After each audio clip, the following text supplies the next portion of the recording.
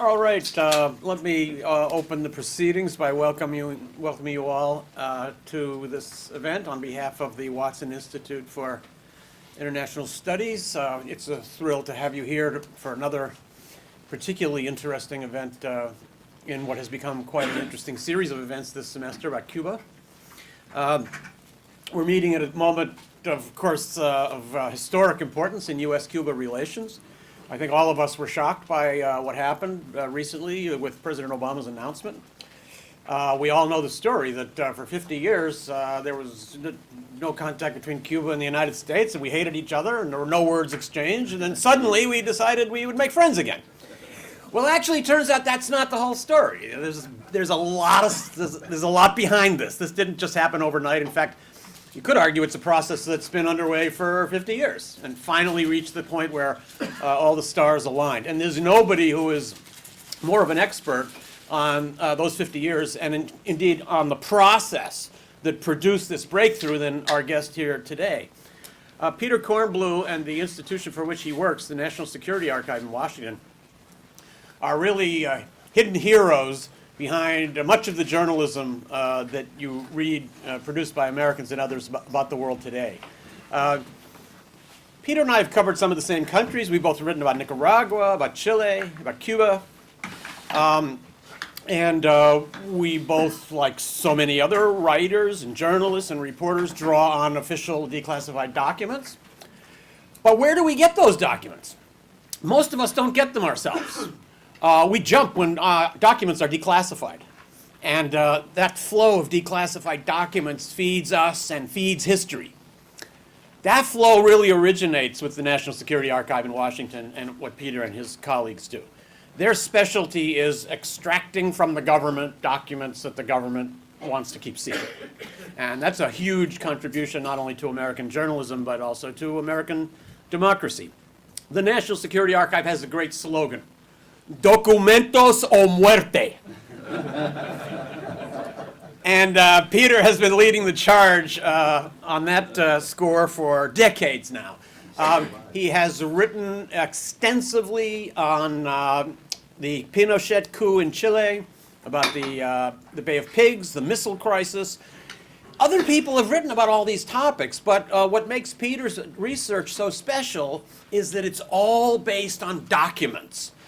He masters documents and document databases, and not only does he know how to use them, he produces them. He's the one who gets the documents extracted from their hiding places and brings them all to public attention, and so that people like me can claim the credit for finding out such brilliant insights. So to have him here today to report to us on how this breakthrough with Cuba happened and what the background is much more than having somebody who can speculate or tell anecdotes. Peter is deeply steeped in the documentary history of this episode, and as we try to understand it and its implications, it's really a wonderful contribution that we're able to have somebody here who, as much as anybody in the world, can tell us how we got here. Bueno, Peter, bienvenido.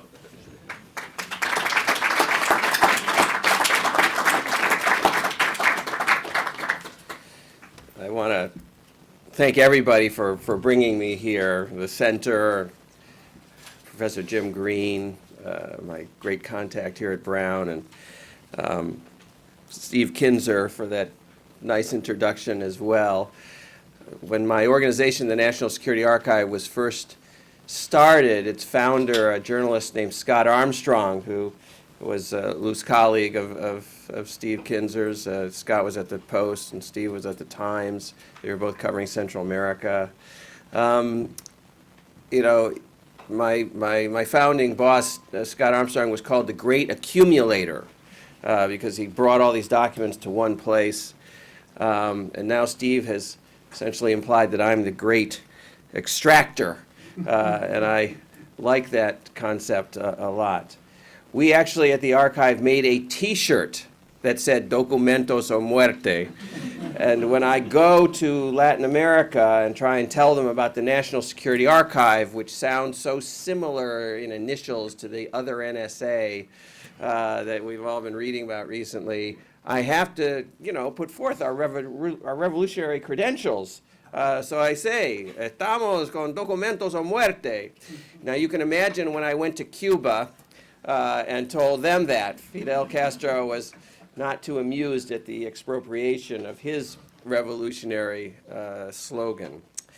But the documents are really interesting in this day and age. There are all these documents about what's happened over the last couple of years of secret talks between the Obama administration and Raul Castro's regime. And I'm already looking forward to the process of getting them declassified.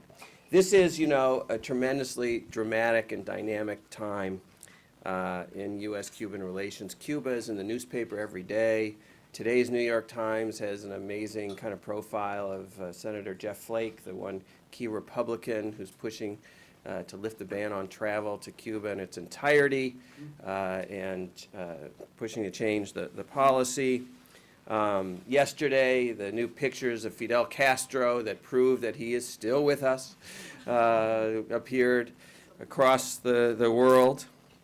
And I just want to say, I was in Cuba on 17D. 17D is the name of the day that Cuba has bestowed on December 17th, 2014. It's going to be an iconic expression, 17D. And I had this picture taken of me while President Castro was speaking on the television so that I had proof of where I was on the day that this actually happened. It was very dramatic. The initial reaction in Cuba, some as you may have heard, was great jubilation, if you will, focused on the fact that these anti-terrorist heroes, as the Cuban spies were known in the kind of propagandistic but nationalistic campaign that had been launched in Cuba about the Cuban Five, had returned to Cuban soil. And Cuban students went out in the streets very quickly. TV, of course, after in the early afternoon started to cover the photographs of their return. Everybody became focused on the fact that one of the spies' wives was obviously 9 months pregnant, and how the hell did that happen since he'd been in prison in the United States for 16 years. And as you have heard, that was all part of the secret diplomacy that went on behind the scenes over the last 18 months, and in their specific case, the last 9 months. And it was an extraordinary time. I think that initially the kind of celebration was about the return of the spies, and then quickly the discussion became among average Cubans the expectations of what a different relationship with the United States would be. I got into a taxi and the chauffeur told me almost immediately, I'm going to get a Ford van out of this. And all the taxi drivers, he told me, are thinking about what cars they're going to get. What new American cars, because everybody's driving these vintage cars now. And at one point, a bartender simply put out his hand to shake my hand to say thank you. It was really a kind of a poignant moment. And ironically, a number of us who work on U.S.-Cuban relations in Washington, and we were all in Havana for a major conference that's held every year on mutual interests in U.S.-Cuban relations. And a lot of people back in the United States thought that we were all there because we knew this was going to happen, that we had an inside source telling us that we should be in Cuba at that very moment. And that wasn't exactly the case. But it was a historic breakthrough. Everybody in the room, I think, understands when I say that the Cuba issue is one of the most intractable, difficult, challenging, obstinate of foreign policy issues over the last half century of U.S. foreign policy. And the decision by President Obama to simply bite the bullet and do what you might call the full Monty of U.S. foreign policy initiatives towards Cuba all at once was bold and audacious and a game changer, as Alan Gross, the USAID contractor who returned home from Cuba after 5 years in a Cuban prison that day, said on that day when he got back. He said, "This is a game changer and I support it," which frankly, having sat with Alan Gross in his prison settings in Cuba twice over the last 2 years, I can tell you, listening to him talk about the Cubans and knowing how he felt about the Cubans and his incarceration was a rather substantive thing for him to say. He could have come back and simply said, those awful Cubans, what they did to me, I think we should continue our regime change programs and do what we can to bring democracy towards Cuba. And he didn't say that. He endorsed what the president had done, said it was a game changer, and that he supported it. Barack Obama was the very first to succeed in changing U.S.-Cuban relations fundamentally, and I think forever, over the last 55 years. But he certainly wasn't the first president to try. Even though, as Steve Kinzer hinted, the narrative of our history with Cuba is filled with the vindictives of aggression, the trade embargo, the assassination plots, exploding conch shells, poison pens, sniper rifles, the hostile rhetoric, diplomatic pressures, all of those things, there has been this extraordinary history that Bill Leogrand and I decided 10 years ago to put between two covers of a book. 10 years ago, we postulated that in 2014, there would come an opportunity to improve U.S.-Cuban relations, and the president might benefit from having the precedent of history, the foundation of the past, to build upon if he wanted to take the initiative to actually change policy. We didn't know that Barack Obama would be president when we started the book, but by the time we got close to finishing, we had a sense that this history could play a role. And it's a history that really is fascinating in all of its colorful aspects and its furtive aspects and its secrecy. And it's hard, obviously, to distill in just a short period of time. You had a series of presidents who actually talked to the Cubans all along, held a dialogue. You had several presidents who actually tried to normalize relations with Cuba. Kennedy was moving to explore better relations with Cuba at the moment that he was killed. Under Kissinger, during the end of the Nixon administration and the 2 years of Gerald Ford, there was a very concrete effort to secretly arrive at an agreement that would fundamentally restore normalcy to our relationship. That fell through. Jimmy Carter, however, picked up exactly where Henry Kissinger left off. Bill Clinton never really put normalization on the agenda, although at one point he did promise the Cubans that he would talk to them about it, and then he reneged on that promise, and Barack Obama eventually followed through at the end. And even though you had a Fidel Castro who, according to the narrative, is known for his anti-American inflammatory rhetoric, if there was one leader in the third world that was the implacable foe of the United States of America, it would have been Fidel Castro. And certainly historians will look back and say that guy really did bedevil Washington again and again and again, surviving the assassination plots,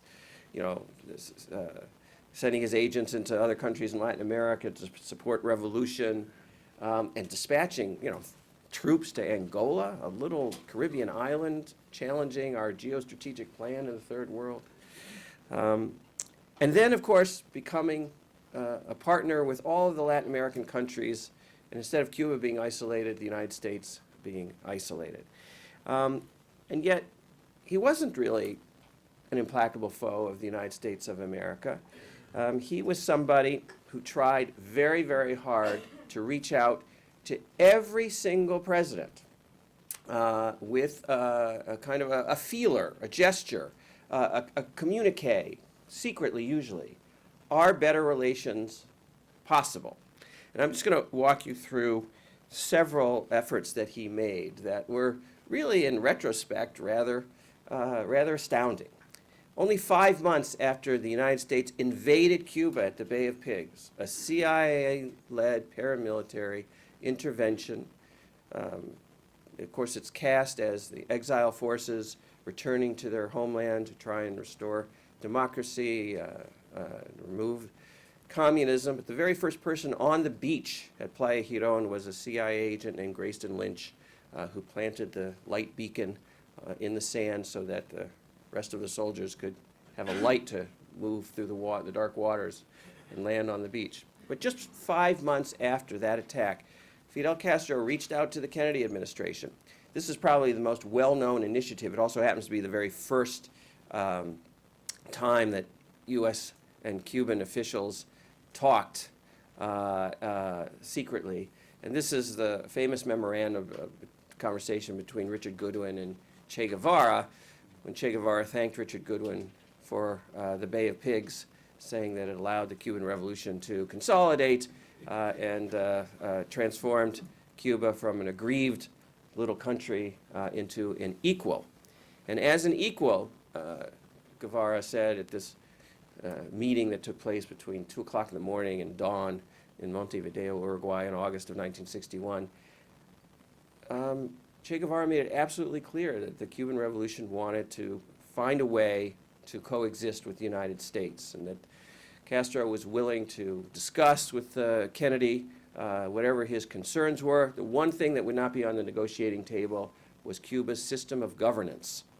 And that was a statement that was made, a position that was taken in 1961, and frankly, never changed in all the secret talks that took place in the ensuing 54 years. But Kennedy wasn't the only one that Castro reached out to. He reached out to Lyndon Johnson after Kennedy was killed. He sent a secret message back with a journalist, an oral message for President Johnson. And it said, do you know we were in talks with the Kennedy administration? Would you like to continue those talks? We understand that it is 1964 is an election year. If you want to attack us verbally or even physically, we'll understand for the politics of it, as long as you tell us it's political and not real. And the argument was, let's continue these talks. We would like better relations. And then at the very end of this message, Castro made a fundamental point. Please do not consider that I'm reaching out to you as a symbol because of any weakness that you might perceive. My gesture does not come from weakness. That would be a mistaken interpretation on your part. Another point that Castro repeatedly made. And then he reached out to Richard Nixon. This is perhaps the most surprising document that I found in all the research that I did on this book. Richard Nixon, if you may recall, was somebody that Castro had met. He was the highest U.S. official to ever actually meet Fidel Castro, when Castro came to Washington in April of 1959, 3 months after the revolution. They had a 2-hour meeting. Some of you know this story. Dwight Eisenhower didn't want to see Castro when he came, and so he left to go to Georgia to play golf, and he told Richard Nixon that he had the dubious task of meeting with the bearded revolutionary, and Nixon met with him in his office. There's a picture on the front of the book of them shaking hands. The secret memorandum of conversation from that meeting is often quoted I think, in a kind of cherry-picking way to suggest that Nixon came out of the meeting, deciding that Castro was a communist and needed to be overthrown. But in fact, at the end of his memo, he had a whole paragraph to Eisenhower saying that he was impressed with Castro's charisma, that Castro was going to be a leader of men in Latin America, and that the United States had no choice but to deal with him, and in a very paternalistic way, to try and guide him in our interests. Castro came out of the meeting kind of furious that Nixon had paternally talked down to him for 2 straight hours and not let him get a word in edgewise. It was probably the last person to accomplish that feat. But just 11 days after Richard Nixon's inauguration, Fidel Castro called in the ambassador from Switzerland in Havana, who was the kind of official interlocutor between the United States and Cuba after the break in relations in 1961. And he basically went through a list of things that he hoped to discuss with the United States. And the Swiss ambassador sent this memorandum of conversation up to his ambassador in Washington, who brought it to the State Department. And this went all the way up to the President of the United States through his National Security Advisor, Henry Kissinger. And the memo said, Castro appears to be seeking a détente with our new administration. This is what he'd like to discuss. Of course, initially, Nixon rejected any discussion with the Cubans, but eventually, at the end of his administration, just before he resigned, secret diplomacy took place, and I'll get back to that. But let me just add the kind of coup de grace on this. Even Ronald Reagan, who was the quintessential Cold War anti-communist president, the author of the Evil Empire speech, Fidel Castro reached out again and again to the Reagan administration about the possibility of talks over Central America and better relations with Cuba. The memo went all the way to the President of the United States with a recommendation that we simply dismiss Castro's efforts at talks as propaganda efforts on his part, and of course the President agreed. There were talks about Central America eventually and about Africa, where Cuba played a great role in a final accord for peace on the African continent, eventually at the end of the Reagan administration. But in the beginning, this is what happened. Now, let us go back to the U.S. side here. John Kennedy was the first president to actually explore better relations with Cuba. John Kennedy learned a lesson from the Cuban Missile Crisis, that it was dangerous to have Cuba as an enemy and as an ally of the Soviet Union. And on his national security staff, there was a young liberal named Gordon Chase who kept pushing this concept of the sweet approach as opposed to the covert nastiness that defined U.S. policy at the time. And Kennedy actually did authorize secret talks with Cuba. He used a series of intermediaries because, of course, this was a very politically sensitive situation in those days and continued to be all the way up until this past December. Very dicey to talk openly with the Cubans, and so it had to be done extremely covertly using kind of people that you just wouldn't think. Here we have 2 journalists as intermediaries and 1 lawyer as an intermediary. And the lawyer was James Donovan. He was a famous New York lawyer. He negotiated the release of over 1,000 Bay of Pigs prisoners and their families, totaling well over 3,000 Cubans coming back through his negotiations. And then the CIA wanted him to go back to Cuba and negotiate the release of 3 CIA officials who had been caught red-handed planting listening devices in the ceiling of the Chinese news service, which was being built in downtown Havana. These guys were part of the Technical Services Division, and they'd been in prison since mid-1960, and now it was the spring of 1963, and the CIA wanted them back, and they asked Donovan to negotiate their release, and he did. And as he was negotiating their release, the discussions began about whether these prisoner swaps could set the stage for discussions of normalizing relations, lifting the embargo, which Kennedy had just imposed, putting kind of the Bay of Pigs and the missile crisis behind us. Donovan turned over the baton of secret communications to the first female correspondent for ABC News, kind of a very dramatic and dynamic woman named Lisa Howard. She had been an actress who decided she wanted to play a role on the world stage. She became really the first Barbara Walters of her day. She was the one who had her first news show. She was the one who first interviewed world leaders. She was famous for following Nikita Khrushchev out of the Soviet embassy in Washington or in New York, actually the Soviet mission in New York, and kind of jumping in his car with him to say she wanted the first interview with the leader of the communist world, and she got it. She was working for Mutual Omaha Radio at the time, and then she was hired by ABC News to cover the Vienna summit between Kennedy and Khrushchev because she'd already interviewed them both. And she started bringing messages back and forth between Castro and Kennedy, and eventually Castro and Lyndon Johnson. She had a townhouse on East 74th Street, and her apartment became kind of communication central.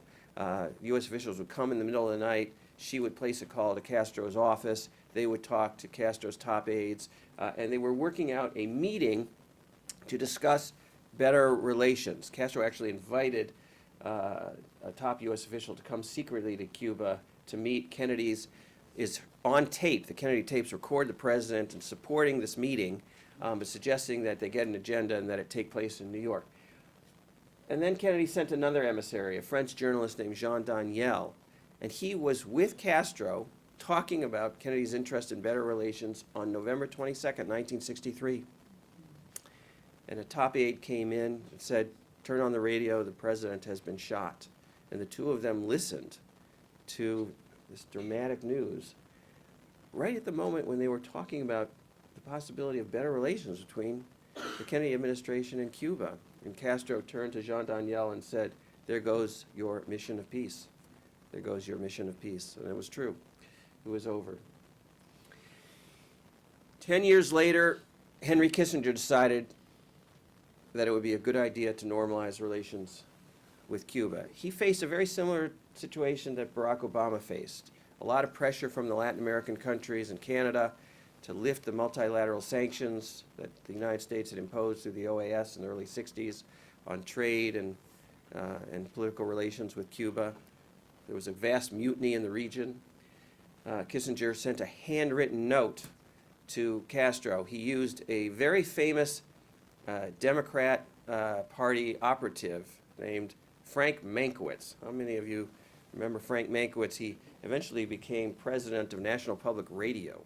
He was Robert Kennedy's press secretary and campaign manager, and very famous in the Democratic Party. And Kissinger figured that if word leaked about a proposal for talks with the Cubans, he would just say that Mankiewicz, that lousy Democrat, had done this on his own. And so that's why he was using Mankiewicz in the summer of '74 to bring this message to Castro. And the message said, "We have things to talk about. We should do it discreetly." And the message led to the first set of secret meetings. There were 6 secret meetings. The very first one took place actually out in the open, sitting at a grungy coffee table at the cafeteria of LaGuardia Airport. You remember the old Eastern Shuttle terminal there, Marine Terminal. And that's where the Cubans and the U.S. officials, Kissinger's representatives, sat. Kissinger's people brought this very interesting aide-memoire, the tone of which was just pitch perfect. It basically said, if we can have a détente with the Chinese and with the Soviets, we can certainly have a détente in the Caribbean. Our ideological differences are wide, but we have common interests and mutual interests, and if we work steadily on this, we can bridge the divide.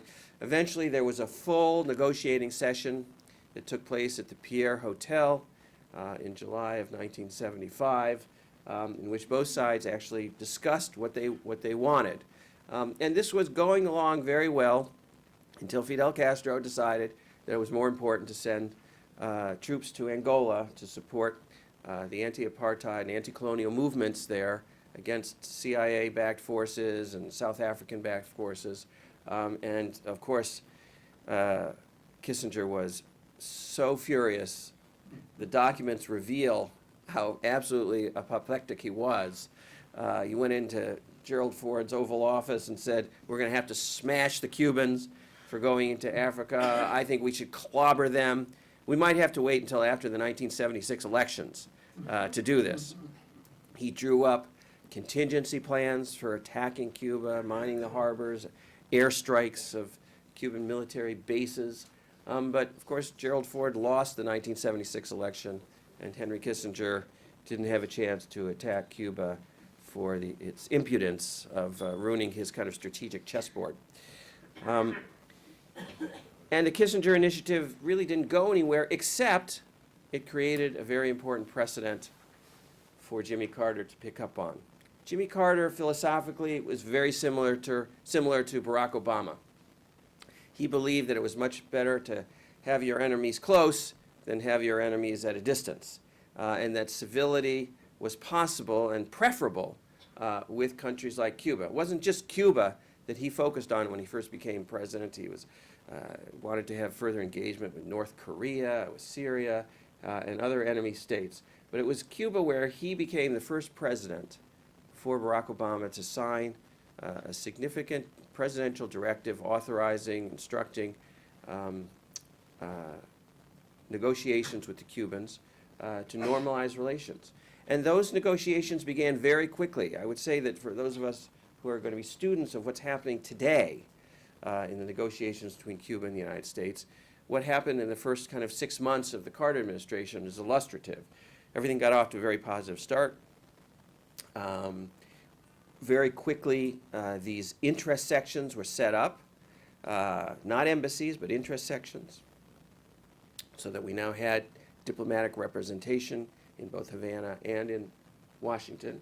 Those are the interest sections that will now, if things go forward, as Barack Obama hopes, we'll have a new plaque on each of them: Embassy of the United States in Havana, Embassy of Cuba in Washington. And then, of course, those negotiations started to stall. And they stalled for the same reason that Kissinger didn't go forward: Cuba's presence in Africa. And the Carter administration said to the Cubans, "We are willing to lift the embargo, we are willing to have full normal relations, but we have a precondition. We need you to get out of Africa." Carter actually sent two of his top people, his National Security Advisor for Latin America, Robert Pastor, and one of his top State Department officials, Peter Tarnoff, to meet with Castro secretly in Havana and kind of negotiate with him directly. Castro had a very interesting response. He said to them point blank, "I don't come to the United States and tell you how to conduct your foreign policy. I've never understood why you think there are two separate laws, a law for you and a different law for us.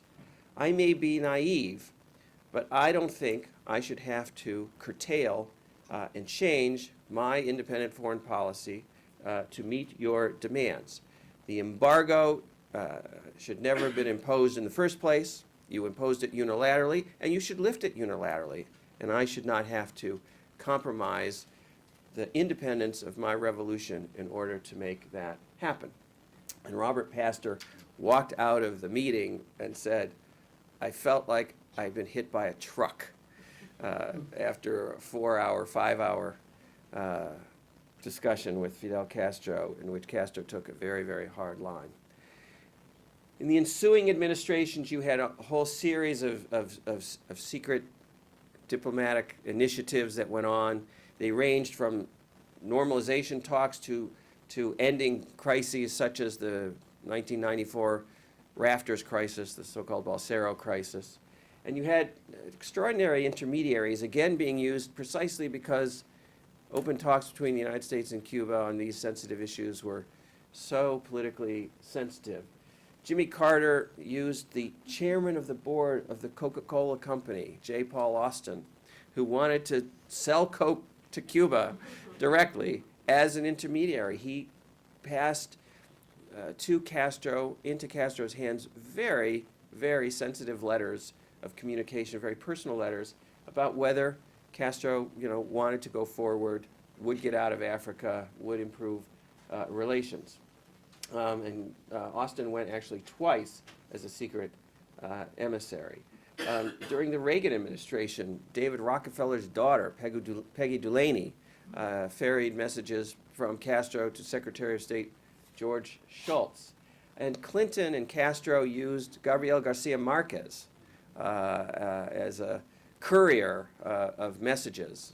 Marquez came to Washington 3 different times, met with Clinton himself once, and met with his top aides twice in an effort to first end the Balsero crisis and then deal with the issue of terrorism in Cuba and move forward on Castro's proposal that the United States and Cuba collaborate to try and end exile terrorism emanating from U.S. shores against the island. And then the most extraordinary story, which is told in the book, Jimmy Carter, the former president of the United States, was enlisted by the Cubans as an interlocutor to end the Balsero crisis in 1994. Eventually, Clinton fired him as an interlocutor, feeling that he would be too much of a political advocate for better relations, and replaced him with the president of Mexico, Carlos Salinas. But we obtained some of the secret communications between Carter and the Cubans for the book, and it really was an amazing effort. And then, of course, there was the more recent activities of the governor of New Mexico and then Congressman Bill Richardson in the 1990s during the Clinton administration, and more recently during the Obama administration to try and get Alan Gross freed. The Obama administration confronted a very significant problem. They could not move forward on the president's commitment made when he was a candidate in 2008, made when he became president in 2009, and repeatedly restated that he wanted to change Cuba policy. What stood in the way, of course, was the arrest of Alan Gross in December of 2009. He was a subcontractor for USAID. USAID runs these regime change programs that are mandated by the Helms-Burton Act. Congress throws $20 million a year at the State Department to pass through to various Beltway bandits and Cuban exile groups and pro-democracy groups around the world to try and get this money onto the island, help organize, help establish communication, credibility, etc.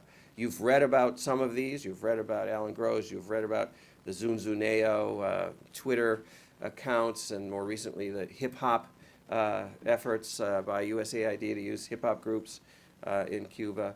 And Alan Gross, even though he was portrayed publicly as simply innocently trying to help the Jewish community in Cuba have better internet connection, in truth, his was a key program, a pilot program, as he told me himself when we talked when he was in prison in Cuba,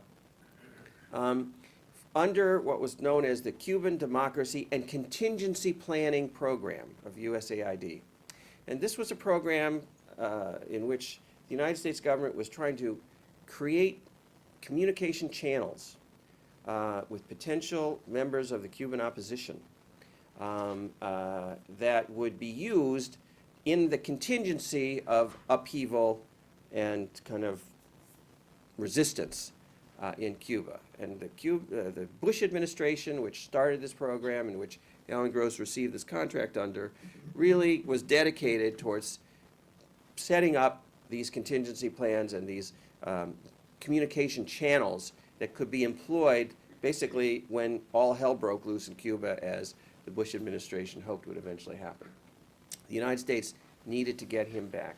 Cuba wanted its remaining 3 spies, the remaining 3 members of the Red de Avispas, the WASP network, a network of 14 spies that had been sent to the United States in the mid-1990s to spy mostly on Cuban exile groups. 2 of the members were detailed to U.S. military bases. They actually never obtained any secret information from those bases. They sent home intelligence reports based on the newspapers and newsletters that they were able to read that were generated on U.S. military, these 2 military bases. But the rest of the spies were focused on the Cuban American National Foundation, the Brothers to the Rescue Group, which was flying these small planes over Cuba, et cetera. One of those planes, 2 of those planes were shot down, as you know, in February of 1996. Gerardo Hernandez was prosecuted for passing intelligence on those flights and convicted for the deaths of the 4 pilots, as well as for conspiracy to commit espionage. And these were these 3 remaining spies that Cuba wanted back. And without this exchange, there would be no deal, and no ability to move forward on changing Cuba policy. So what stalled these talks, or drew out these talks, was the continuing arrival at the same point. We're not going to just, we need Alan Gross back. Well, we need our spies back. Well, we're not going to swap Alan Gross for your spies because Alan Gross was not a spy. And it turns out that very much like the early 60s, when the CIA really wanted 3 of its guys back, it had a guy, a Cuban, a member of Cuba's intelligence community who had been instrumental in helping the CIA break Cuba's communication codes with its agents in the United States and allowing U.S. intelligence to identify who those agents were. And that agent, Rolando Saraf Trujillo, was somebody that none of us had ever heard of, really, but was well known inside the U.S. intelligence community, and they decided that this was the time to get him back. And that became the additional negotiating demand of the United States. We will give you the 3 spies. We need Alan Gross and this Cuban agent that you have had in jail for almost 20 years returned. And that would be the deal. And on top of that, we are going to do X, Y, and Z on changing our policy. And it took a while, and eventually an agreement was arrived at. And this is the way it was played in Cuba on 18D. I'm going to call it the day after 18D.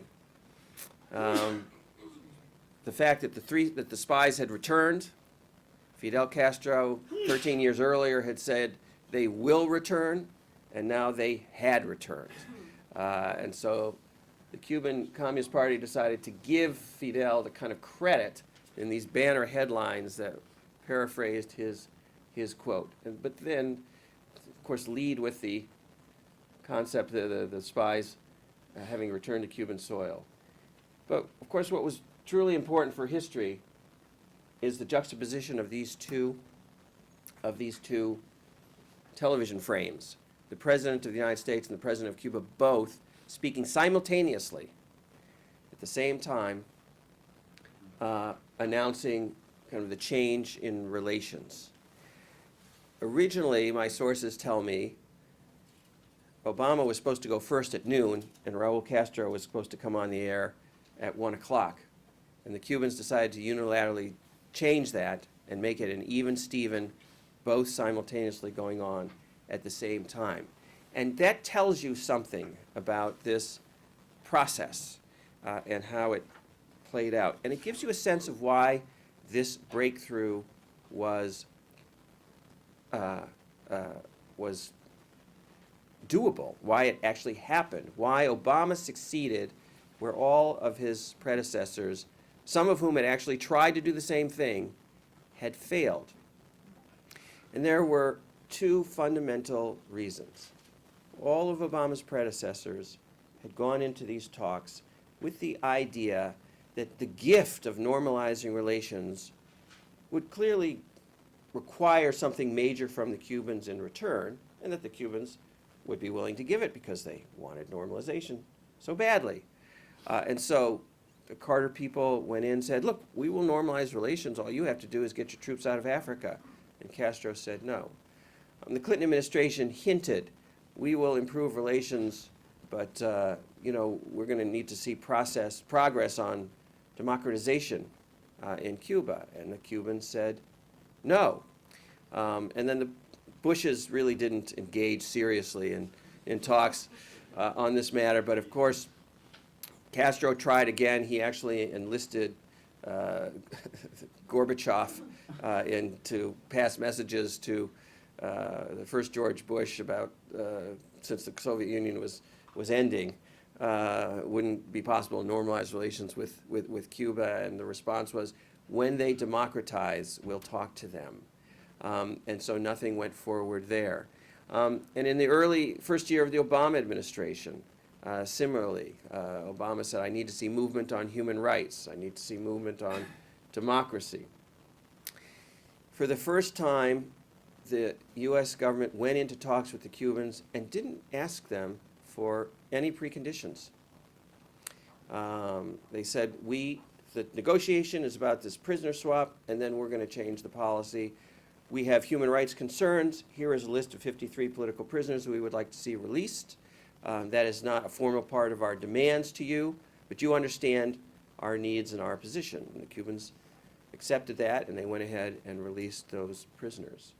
So that was the first and fundamental reason why this went forward like it did. And the second reason is perhaps the one that's most interesting and most difficult. And at the very end of our book, there's a series of lessons from this history. And the lesson 10, and this is the lessons that really emanate from all the declassified documents, from all the memorandum of conversation, from all the commentary that Cuban officials who negotiated with the United States made in their internal documents to the United States officials, and who told us when we interviewed them what had happened.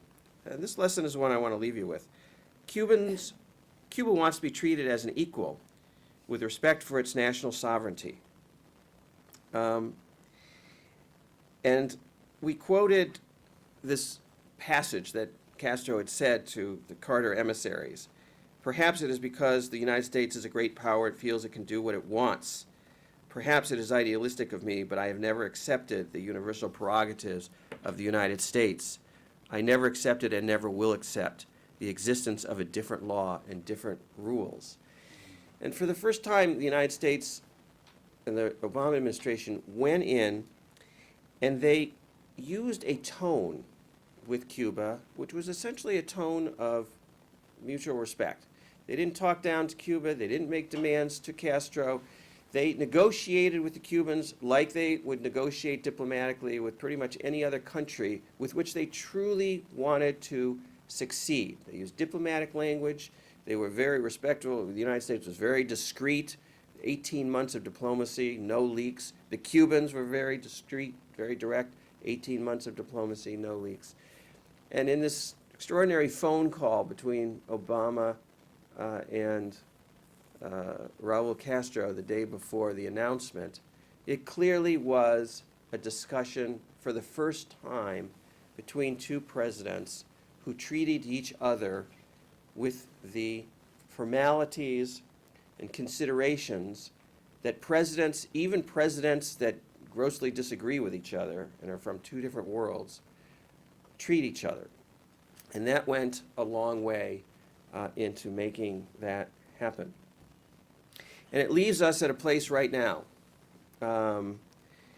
This is the famous handshake more than a year ago, but it leaves us in a place where the United States and Cuba hopefully can move forward. There's much work left to be done to arrive at normal relations.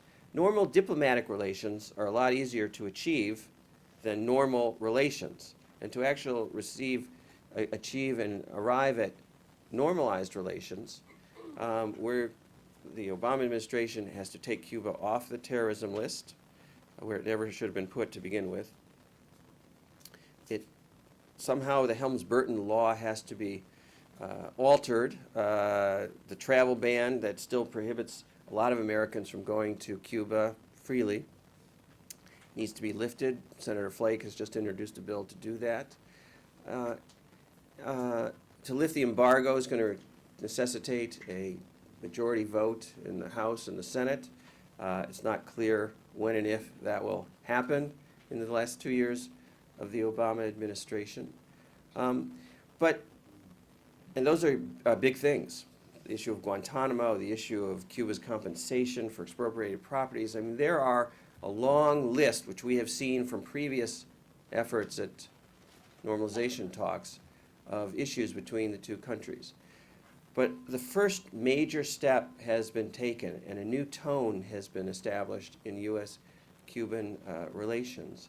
And there's going to be a lot of activity, particularly between now and the Summit of the Americas on April 10th in Panama, when Raul Castro and Barack Obama will meet again.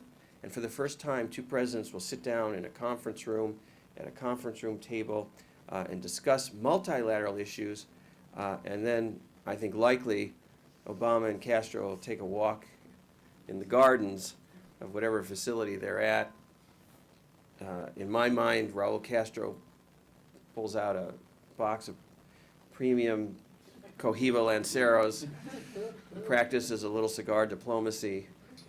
Barack Obama, out of sight of his wife, who doesn't like him to smoke, may well smoke one of them. And it'll be a sort of a peace pipe, if you will, between these two countries that have been estranged for so long. Let me just leave you with a little story that gets back to the issue of what Fidel Castro recently said about this issue of rapprochement. A lot of the world waited with bated breath to see whether Fidel would endorse this, would comment on it, would be supportive, would be negative. Of course, he didn't say anything for weeks and weeks. There's a lot of theories of why that was. The prevalent one was that he was dead. And of course, the rumor started to circulate heavily that he had passed away. Obviously, it was premature. And he finally did send a letter to the Student Federation recently. In the last paragraph or so of this letter, commented on the issue of rapprochement with the United States, and it seemed very tepid. It seemed that he wasn't fully endorsing what Raul had done. He said he distrusted the United States, but that, due to international law, Cuba was willing to have civil relations with any country. He said, "I never talked to them," which one could interpret as he wasn't part of these talks, although other people, unfortunately, reading the English translation of this, have taken it as a statement that he never talked to the United States at all, even when he was fully in power, which of course is not the case at all. The documents show that he did. And the first time he did, the first time he actually personally raised the issue of better relations with the United States, was in April of 1963, when he was negotiating with that lawyer, James Donovan. And he said to Donovan, what would it take for the United States and Cuba to overcome these episodes of the recent past, the Missile Crisis, the Bay of Pigs, and kind of arrive at a new relationship? And Donovan turned to him and said, "Mr. President, do you know how porcupines make love?" And this had to be translated by Fidel's translator. Of course, he was quite startled. "Puercoespinas haciendo el amor, qué cosa." And of course, Castro said, "No, I don't know. No sé, señor." "How? ¿Cómo?" And Donovan said, "Very carefully." And that is how you in the United States will go about restoring normal relations. That conversation took place 51 or more years ago. And the United States and Cuba has very carefully over that time explored better relations, but only now arrived at the true potential to achieve them. Thank you.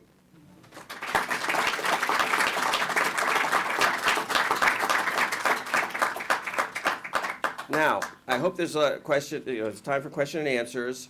I, for reasons of time, have not gone into the pros and cons of this, who it benefits, who it hurts, whether it's a good idea, whether it's a bad idea. People here, I'm sure, have their own analysis, and I'm happy to hear it, debate it, air it out. It's obviously a controversial issue. but it's a dramatic foreign policy initiative, and one that we're all going to be watching and studying in the years to come. So I hope this is a good conversation to start that process. The floor belongs to all of you. Sir. A quick question. I was born in pre-Castro Havana under Fulgencio Batista, and my father had the foresight to get us out before Castro came in. But on the travel ban, my understanding is that the travel ban is very closely linked to the embargo, and that the biggest problem is it's actually Department of Treasury that says you're not allowed to spend any money in Cuba because of the embargo, and that's what basically keeps people out of Havana. Out of Cuba. You can go there today, and as long as you prove that all of your meals are taken care of. Your information is dated, I'm afraid to say. Great, I'm glad to hear that. There used to be a kind of this idea that that you were hosted by a Cuban agency, by a university, by a ministry, and you got a letter saying all of your expenses were covered, that you could get away from any fines from the Treasury Department. But that ended some years ago. For one thing, the Cubans got tired of issuing these letters, and for another thing, it became clear that people were hiding their expenses, and the Treasury Department started to demand receipts on every place you had stayed, and et cetera. And the travel regulations were completely changed. Licensed travel was permitted. Any of us can go with a licensed kind of tour operator at this point, but with these changes, we can now go under our own what's called purposeful travel. You decide you want to study art in Cuba, and you get on a plane and you go to Cuba, and when you come back, you tell the customs people that you spent the 10 days that you were there going to this art gallery and that art gallery and meeting with this artist and that artist and going to this museum and that museum. And that is purposeful travel. And anybody's going to be able to do that now. And anybody can start their own travel agency now for purposeful travel. But you still have to be able to prove that you didn't vacation in Cuba. So it's still kind of a rigmarole. And you're not fully free to do whatever you want. That is why Senator Flake, if you read the New York Times today, is introducing a full lifting of the ban on travel to Cuba. Yes, you are right. The issue is spending money, but practically speaking, it's about traveling, and none of us can actually go to Cuba without spending money at this point. So they assume that that if you go, you have to have a reason. I want to leave you with this idea, though, that you can go to Cuba. You have to think through what your plan is and what you're doing there, and you have to be ready to simply honestly say, I went there for an educational reason, for a religious reason. I did this, this, and this the entire time I was there. Don't come back with a sunburn or a tan, and don't come back with brochures from the Malia Cohiba and Veradero Beach in your bag. But you can go now. That's what Barack Obama did on December 17th. He loosened through executive instruction the kind of loopholes in licensed travel, and he basically said that all purposeful travel is automatically licensed, so you don't have to get a license to do it. I heard you answer this question in the Northern California group on the web, but I was interested to hear you say that the entire embargo up until 1996 in Clinton's administration was a presidential directive. That's right. And it was only at that time that Congress passed the law on it. Now that Congress has had the authority over it since 1996, is that going to potentially create a barrier in them giving up? Absolutely. John Kennedy was the president who fully instituted the embargo on Cuba. It was a presidential directive, and any president could have simply signed a directive lifting it until February of 1996, when Bill Clinton gave it away to Congress as part of the Helms-Burton bill. He gave it away after the shoot-down of these two Brothers to the Rescue planes, when members of Jesse Helms' office, Senator Helms, basically said to the Clinton administration, now we want to codify the embargo. as you know, to flagellate you in the wake of this atrocity that the Cubans have committed. We tell the story in great detail in the book about how this came about why those planes were shot down, about the efforts Cuba made in the months and even year and a half before those planes were shot down to get the Clinton administration to stop those planes from overflying Havana and dropping leaflets and tchotchkes and propaganda on the heads of Cuban citizens for national security reasons. They shouldn't have shot those planes down, but the truth be told, they made every effort to tell Clinton for a long period of time that they were going to have to take drastic action if the planes kept coming, because for national security reasons, their airspace was being invaded by a hostile group. Jose Basulto, the head of Brothers to the Rescue, had once tried to assassinate Fidel Castro.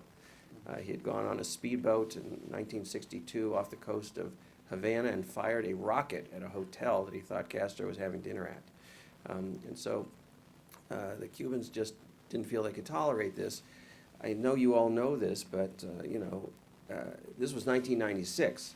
5 years later, the United States was attacked by terrorists using planes and our airspace to do that attack. And now we have our own security zones over New York and Washington, and unauthorized little planes can't fly into those zones without being shot down.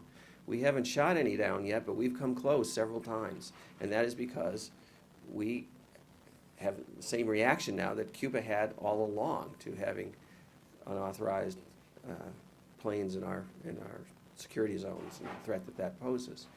So yes, Congress is going to have to vote to lift the embargo in its entirety. A president can poke holes, and pretty major ones, in the embargo, even so, and that is what Obama has done. It remains to be seen if he's going to do more, and whether Congress is going to move to start to kind of pick off parts like the travel ban and other elements as more and more kind of U.S. economic interests. The agricultural community, for example, is now organizing very forcefully to lobby to lift all the credit restrictions and sales restrictions and purchasing restrictions, shipping restrictions that the embargo has to facilitate free agricultural trade with Cuba. And we'll have to see how far they get, but certainly they are mobilized. Other questions in the back? I need a student. I had the opportunity to go to Cuba for the month of January for educational travel, and one of the issues that I noticed there is that infrastructure-wise, they're not ready to host the amount of tourism that the full lifting of the embargo and an immediate lifting of the embargo may bring into the country. And that was talking with a few of Cuba's urban planners, that was their concerns as well. Is there a timeline that you think the lifting of the embargo should have in terms of what would be the most beneficial for both Cuba and the United States, but mainly Cuba? Let me make this a couple of points here. One is that the rest of the world has sent tourists to Cuba without any impediment for all these years. And I was just in Canada last week, and there was a Cuban economist that was there with me from Havana. He put up the figures of kind of travel numbers. And he pointed out that 1.1 million Canadians took tourist trips to Cuba a year ago. That's a lot of tourists from one country. That's not the only country. There are Argentines and Italians and Germans and British and Venezuelans and people coming. In his figures, about 90,000 Americans went to Cuba last year. My figures are a little higher than that. He projected with these changes and the restrictions on travel an additional 400 or so thousand Americans traveling to Cuba in the course of the next year. So that gives you some perspective. I mean, and that the Cuban authorities are trying to build 30,000 new hotel rooms. Now, how that accommodates an additional 400,000 people, I don't know. But you're absolutely right that the infrastructure has not been there for all this time, and yet tourists still go and still somehow make their way through. It's harder and harder to get hotel rooms now in Cuba, and people are going to be starting to book way in advance. So, and one of the things that the pressure will do of opening this up is push the Cubans to make the economic decisions and take the economic opportunities that are offered to them by all sorts of various international investors and construction companies, not perhaps from the United States, but from Canada and Spain, and China, et cetera, to start to modernize and expand this infrastructure. Then they have to do a lot. You know, we've now been authorized to use MasterCard and a credit card in Cuba. And I always thought that I always thought the infrastructure was there for tourists from Canada and Germany to use credit cards. And in a few places, it's there. But for the most part, nobody can use a credit card because the wiring system, the electronic systems, the internet systems, the telephone system doesn't have capacity for the electronic transmission of information that other countries have. That's all going to have to be stepped up. And that's where I think the pressure, and a lot of people who hope for kind of further democratization of information in Cuba and the pressures that this normalization will bring, I think that they hope that the Cubans, for economic reasons, understand that they have to have a modern internet communication system, that they have to have a modern telephone system, they have to have electronic systems in which data, information, and financial information can pass readily, so that tourists can come and spend money, and other companies will come in and make use of that for economic gain. And that's the general thrust of what I think Obama is trying to set in motion by letting the floodwaters open at this point, and with people going and with money going, that the pressures for this modernization will just override the resistance that kind of the Communist Party of Cuba has towards open communications and open relations. This is sort of an observation I'd like to get some feedback from you on. Went to Cuba in '81 as a part of a public health research group from Massachusetts, state government of Massachusetts, and a couple of hospitals. And we left by chartered plane from Boston. There were 20 people on the plane, a 707, and we thought it was kind of overkill until we got to Miami, when the plane completely filled with Cubans going from Miami to Cuba. And it looked like a bus. I mean, it was just duffel bags and crates, and we were really surprised because we were hearing all this about what you were just speaking of, all of the embargo issues in terms of what can go out and into Cuba. We got to Jose Marti, every one of those people just flew through Cuban customs. I didn't see one bag being opened. What year was that? 1981. So that was a long time ago. Yes. But you know, there were in 1981 there was this was the vestiges of the Carter administration's effort to open up travel. I mean, truth be told, you see the same thing now, but on much larger planes and many more planes. You know, you think you just fly, I used to just fly on these small charters that held 40 people, but now you fly on regular United Airlines, Continental Airlines, and American Airlines planes, and they hold a couple of hundred people. The lines to get on these planes and get your ticketed are very long, precisely because all the Cuban Americans are taking down TV sets. Yes. What Obama has done, by the way, is quadrupled the ceiling about remittances and support that families can send and bring to Cuba. And that's going to have a huge impact on the economy and economic expansion of the private sector in Cuba, and on the living conditions for Cubans, of course, who have relatives. Cubans who don't have relatives, it's a very different story and a difficult story. But you know, Cuba is irreversibly now moving away from a strict socialist economy to a market-oriented and private sector, more private sector oriented economy. It's going to take a long time. It's going to be unbelievably painful.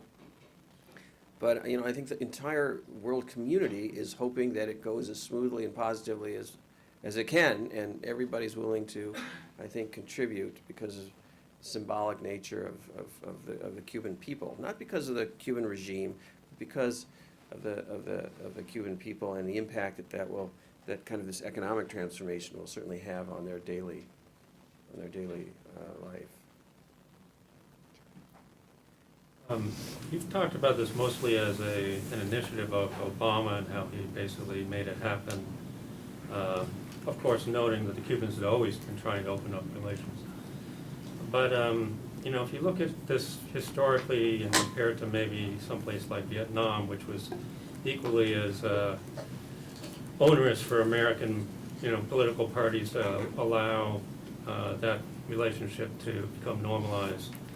And the United States fought it tooth and nail for decades, whereas the rest of the world was trading into Vietnam, investing in Vietnam. And finally, from my perspective, it was not so much a diplomatic breakthrough in American policy, but really just American business said, this has got to happen, do it, and they went to Congress and it got done. Do you see the same thing happening with Cuba, where business is basically saying, the entire rest of the world is in Cuba, they're investing, we're going to lose out totally, and do something? Well, I do see that happening. I think that the Vietnam story, of course, is you're told it correctly, but in a very simplified way. I mean, there's certainly a long political campaign by a number of advocacy groups to normalize relations. Business did get in there. Vietnam was a bigger market than Cuba is, but Cuba is much closer. It took 7 years to completely normalize relations with China once Nixon and Kissinger decided to do that opening. It's not something that happened overnight. It's a long process. I think what's fundamental now is that Obama has given U.S. businesses the ability to kind of fully come out of the closet on their interests in change in Cuba and investment in Cuba. When he takes Cuba off the terrorism list, that will really open the doors even further, because with Cuba on that list, there's a horrific kind of onus of trying to deal with that country, and there's all sorts of banking sanctions and limitations on transactions with Cuba that can result in all sorts of penalties for any company that deals with, quote, a terrorist state. And so that will be a huge difference in the motivation, morale, openness of U.S. companies. But anybody from the kind of business school side of Brown who wants to focus on this can easily chart the growing organization, lobbying efforts by U.S. corporations now, particularly in the agricultural sector, but soon in the hotel sector, in the cruise line sector, and construction, that are going to want to get into Cuba. And it's not necessarily, it's always been the argument, look, other countries are there working on these things, and we're not. But there's another aspect to it, and we have to be, I think, honest about this. Cuba has only recently passed a revamped foreign investment law. And even with the new law over the last year, it hasn't gotten any significant foreign investment from any country, not just the United States. And that's because the Cubans have a setup from their old system, which it's not really one that the U.S. companies like to deal with. They are a middleman. The state is a middleman between foreign companies and their employees. Presumably this is to protect the rights of employees, but in reality it means the state gets a cut of their wages. U.S. companies don't want to go in and have to deal with the state on wage issues. They want to be able to train and pay and manipulate and abuse, and as all companies do, their employees, and get as most work and productivity out of them as they possibly can. And so that's just one element of a number of elements that are going to be restrictive down the line for kind of full investment. That's not to say that this is giving pause to these companies. They're all lobbying now to increase the trading component, and it means jobs in the United States as well, in port cities like Tampa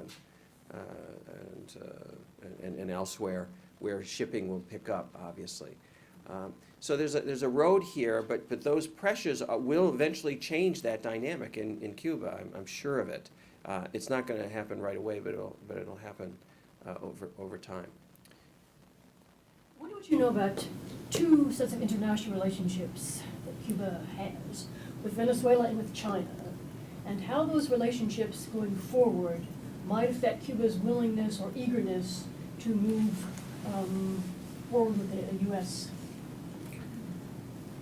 increasing set of relationships? I had an interesting discussion with a very high-level Latin American diplomat who had been hosting meetings with U.S. officials in previous months to try and press the Obama administration forward on changing policy with Cuba. And he shared with me an argument that had been made to the United States by Latin America that I hadn't considered before, which is that a lot of Latin America is concerned about what's happening in Venezuela, and concerned not only just for the sake of Venezuelans in a very polarized and deteriorating situation, but concerned about the impact on regional trade and just regional cohesion if instability grows as it appears to be in Venezuela. And the argument was that Cuba has the best relationship with the Venezuelan government, the Venezuelan military. And if the Venezuelan military is going to become an actor in a deteriorating situation, it would be better to have resolved the U.S.-Cuba relationship so that the rest of Latin America can ask Cuba to play an important role in a solution if all hell breaks out in Venezuela. Now, this is an argument that I had not considered before, but clearly has been on the minds of a number of astute Latin American countries who are really watching the situation in Venezuela with great apprehension.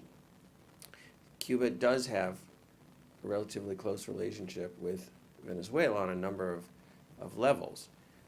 The Cuban government and the Cuban Interior Ministry has helped organize Venezuela, the Chavez Party politically.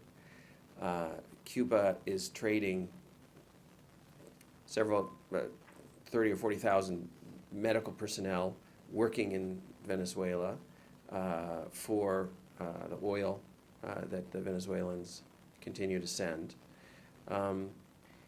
And Cuba, I think, understands also that it's kind of beyond its power what's really going to happen in Venezuela down the line. And better relations with the United States certainly come, and the international community as a result, the multilateral lending institutions, et cetera, certainly come at a propitious time when kind of the instability of oil prices and the instability of the relationship with Venezuela kind of is growing. I don't know quite what more to say about that. Somebody will soon write a book, I'm sure, on Cuban-Venezuelan relations, and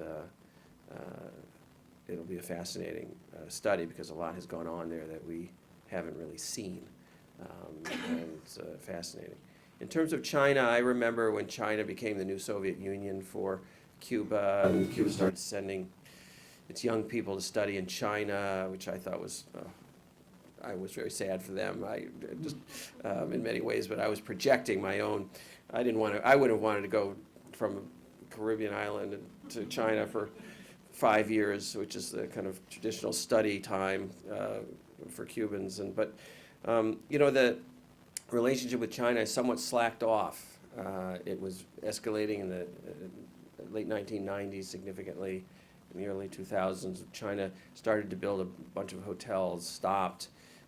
China had a kind of a whole policy throughout the region, not just Cuba, but really was becoming the new investor in all of Latin America for a variety of reasons. And there's still a relationship there, but it's not as important as it once was. Peter, I think we should really call it here for time reasons. Thank you so much for taking this time.